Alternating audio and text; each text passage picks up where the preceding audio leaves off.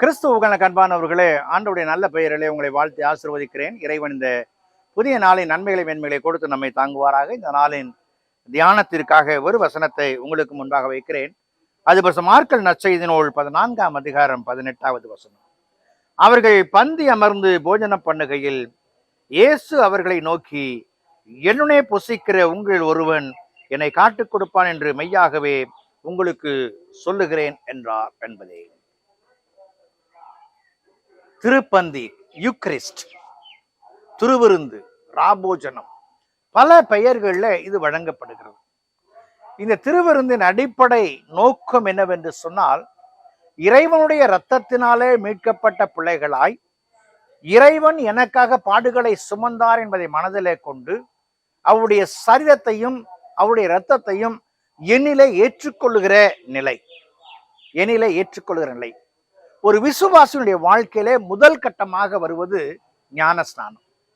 இந்த ஞானஸ்நானம் பிதா, குமாரன், பரிசுத்த ஆவியின் நாமத்தினாலே அந்த ஞானஸ்நானம் கொடுக்கப்படுகிறது.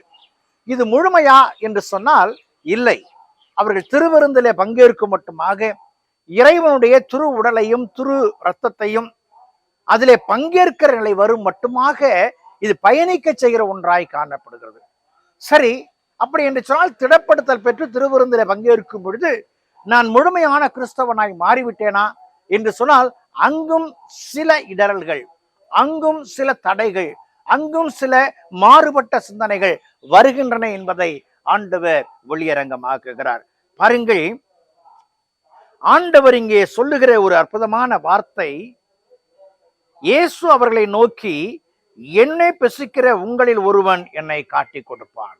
திருவிருந்திலே பங்கேற்கிற மக்கள் ஆண்டவர் அந்த பஸ்காவை ஆயத்தம் பண்ணும் பொழுது அந்த மேலறையிலே அமர்ந்து இருக்கும் பொழுது அவரோடு 12 சீஷர்களும் இருக்கிறார்கள்.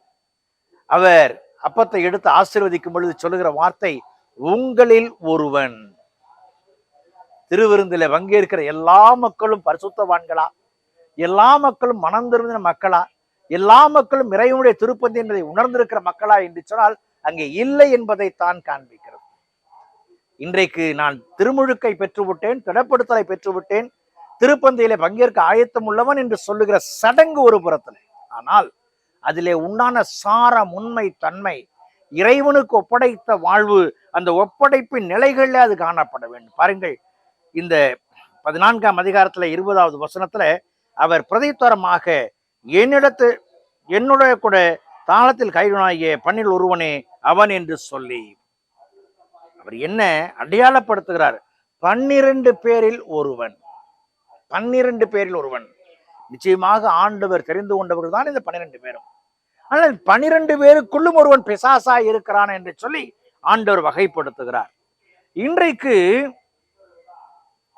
திருவிருந்திலே பங்கேற்கிற நான் 12 பேரில் ஒருவனாய் இருக்கிறேனா அல்லது அந்த 11 பேரில் ஒருவனாய் இருக்கிறேனா?